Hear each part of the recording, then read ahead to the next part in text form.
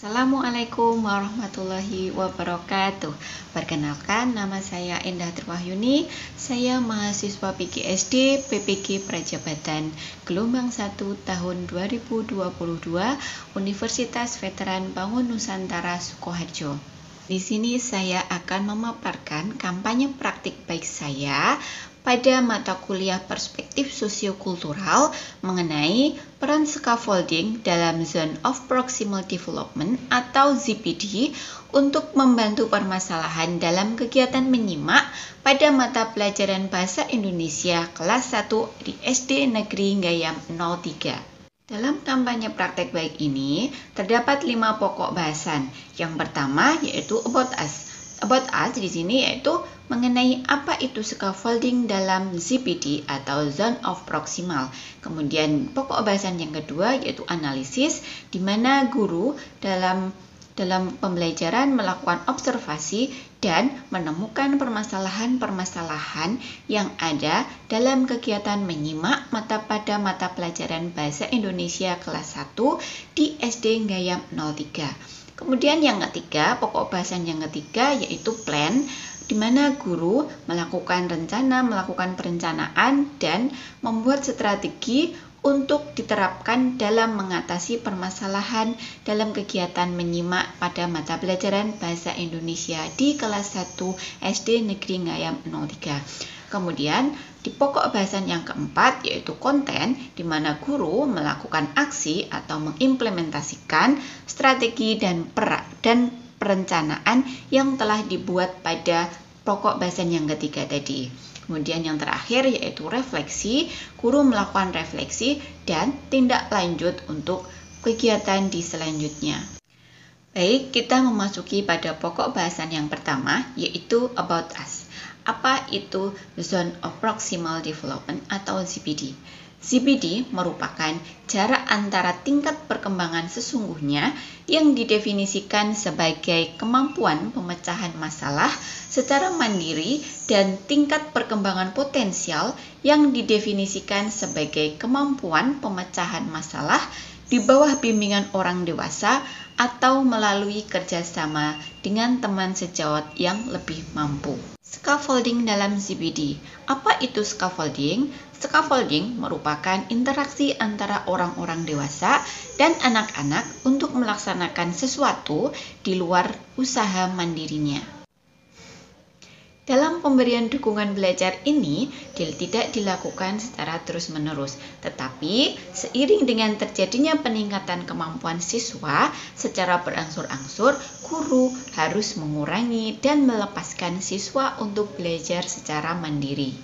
Dalam scaffolding, bantuan yang diberikan guru dapat berupa petunjuk, peringatan, dorongan untuk menguraikan masalah ke dalam bentuk yang memungkinkan siswa dapat mandiri. Kemudian pemberian intervensi atau bantuan oleh guru diberikan pada saat siswa sudah merasa sangat kesulitan, yakni ketika ia benar-benar di ujung kemampuan aktualnya dengan diberikan bantuan, misalnya dengan diberikan contoh, kemudian diskusi atau pertanyaan, sehingga siswa dapat menuju kemampuan potensialnya. Dan jika anak telah sampai pada tingkat yang lebih sulit lagi, maka bantuan pun dapat diberikan kembali, begitu juga seterusnya, sehingga siswa tidak akan merasa terganggu atau merasa diabaikan.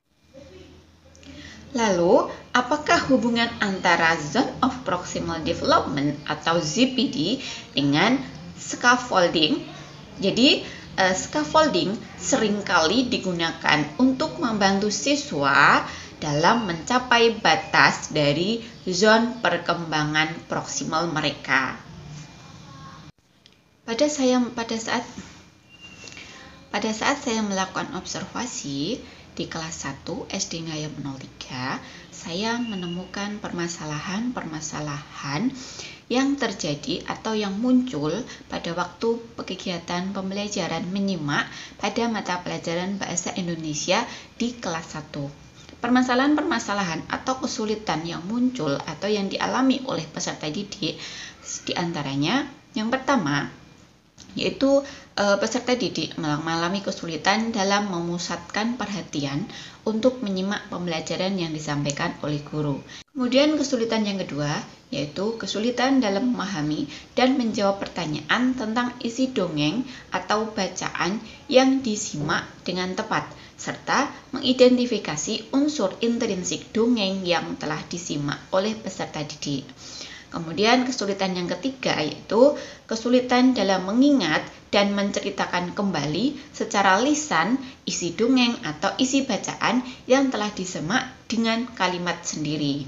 Kemudian kesulitan yang keempat yaitu kesulitan dalam memahami dan menjawab pertanyaan tentang isi cerita atau isi dongeng atau isi bacaan yang disimak dengan tepat. Kemudian dari permasalahan-permasalahan yang dialami oleh peserta didik tersebut, saya membuat strategi scaffolding. Strategi scaffolding yang saya buat ini berdasarkan teori yang dikemukakan oleh Gibbons tahun 2022. Adapun strateginya yaitu ada 3 tahap. Tahap yang pertama yaitu prabaca. Yang tahap yang kedua yaitu tahap membaca, dan tahap yang ketiga yaitu tahap pasca baca. Baik, saya akan sedikit menjelaskan mengenai 3 strategi dalam menyimak yang dikemukakan oleh Gibbons. Ada 3 tahapan tersebut yaitu tahap prabaca. Pada tahap prabaca ini, guru mengawali dengan menyampaikan tujuan pembelajaran. Guru menyampaikan tujuan pembelajaran secara umum, lalu menyampaikan tujuan pembelajaran secara khusus, yaitu tujuan dari membaca. Tujuan khusus yang disampaikan guru adalah agar siswa dapat memahami isi bacaan dan memperoleh informasi dari bacaan tersebut.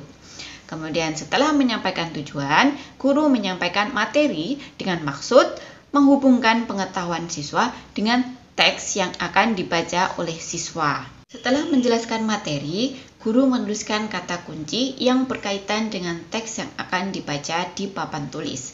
Guru menulis satu kata dan memberikan kesempatan kepada siswa untuk memprediksi apa yang akan dibaca. Ketika siswa mampu memprediksi apa yang akan dibaca, maka tugas membaca akan lebih mudah. Memprediksi isi bacaan dari kata kunci ini disebut dengan predicting from word. Usai memprediksi dari kata kunci, guru menuliskan judul bacaan di papan tulis. Judul yang ditulis berkaitan dengan kata kunci, sehingga memudahkan siswa memprediksi secara lebih rinci mengenai isi teks bacaan. Selain judul, guru dan siswa memprediksi dari kalimat pertama apabila pada teks bacaan tidak terdapat judul. Kemudian pada tahap yang kedua yaitu tahap membaca. Pada tahap ini, banyak kegiatan membaca yang dapat dilakukan oleh guru. Kegiatan yang pertama yang dapat dilakukan guru pada tahap ini adalah modeling reading. Kegiatan ini disebut juga dengan peragaan membaca. Guru mencontohkan cara membaca kepada siswa dan siswa menyimak cara membaca guru. Tujuan dari kegiatan ini adalah untuk memeragakan cara membaca dengan pelafalan yang tepat kepada siswa. Membaca kata bahasa Indonesia tidak sama pelafalannya dengan yang tertulis. Siswa dibiasakan mendengar bagaimana cara melafalkan kata yang terdapat pada teks bacaan. Peragaan membaca dilakukan guru secara berulang-ulang. Siswa dapat meniru cara membaca seperti yang dicontohkan oleh guru. Setelah guru membaca lagi dari awal kalimat. Kali ini siswa mengikuti setelah guru. Jika siswa sudah tidak melakukan kesalahan, guru menyuruh siswa membaca dengan sendiri-sendiri. Selain memeragakan cara membaca, guru juga melakukan peragaan ketika menjelaskan kata yang dianggap sulit. Guru menjelaskan kata yang dianggap sulit, guru menjelaskan diiringi gestur dan peragakan atau gerakan tangan. Kemudian tahap yang ketiga yaitu tahap pasca baca. Tahap pasca baca ini merupakan inti dari scaffolding dalam pembelajaran membaca menyimak pemahaman. Kegiatan yang ada pada tahapan ini dilakukan setelah semua kegiatan membaca selesai dan dilakukan, dan siswa telah memahami isi bacaan. Pada tahap ini, guru tidak lagi membimbing siswa dalam menjawab pertanyaan atau membimbing siswa dalam membaca. Guru hanya mengontrol dan memonitor siswa. Guru berkeliling ruangan kelas dan melihat pekerjaan siswa satu persatu. Apabila siswa melakukan kesalahan, guru hanya menunjuk buku siswa dan mengatakan kepada siswa untuk memeriksa lagi jawabannya. Guru tidak mengatakan jawaban siswa benar atau salah. Jadi, siswa sendiri yang memutuskan apakah jawabannya benar atau salah. Kegiatan yang dilakukan pada tahap ini bervariasi sesuai dengan jenis teks yang dibaca. Teks yang digunakan dalam pembelajaran membaca menyimak pemahaman di kelas 1 adalah teks deskriptif, bergambar sangat sederhana. Dari teks yang telah dibaca, guru dapat memberikan soal berupa true or false atau question text. True or false question berupa kalimat yang berisi pernyataan sesuai dengan teks bacaan. Apabila kalimat pernyataan sesuai dengan teks bacaan, maka siswa menjawab dengan melingkari huruf T pada lembar soal. Apabila kalimat pernyataan tidak sesuai dengan teks bacaan, maka siswa menjawab dengan melingkari huruf F. Cara lain yang sering digunakan guru untuk mengecek pemahaman siswa pada tahap ini adalah question the text. Guru memberikan pertanyaan tentang teks bacaan. Siswa dianggap telah memahami isi bacaan apabila mampu menjawab pertanyaan tentang bacaan dengan benar. Jika siswa mampu menjawab pertanyaan dengan benar, maka tujuan pembelajaran dan tujuan membaca dapat tercapai. Dari praktek baik yang telah saya lakukan, saya dapat memperoleh hasil yang baik. Bahwasanya peserta didik sudah mulai terlihat mampu dalam kegiatan menyimak. Hal itu terbukti ketika peserta didik dapat menjawab pertanyaan yang saya berikan kepada peserta didik. Mereka mampu menjawab atau menceritakan kembali isi bacaan yang telah mereka baca. Sehingga dengan teori yang saya terapkan pada siswa kelas 1 dapat membantu dalam menyelesaikan permasalahan yang ada di dalam kelas 1 pada mata pelajaran Bahasa Indonesia tentang keterampilan atau kemampuan dalam menyimak. Kemudian, kegiatan tindak lanjut yang dapat saya kembangkan lagi yaitu dengan menerapkan scaffolding pada mata pelajaran yang lain seperti pada mata pelajaran matematika.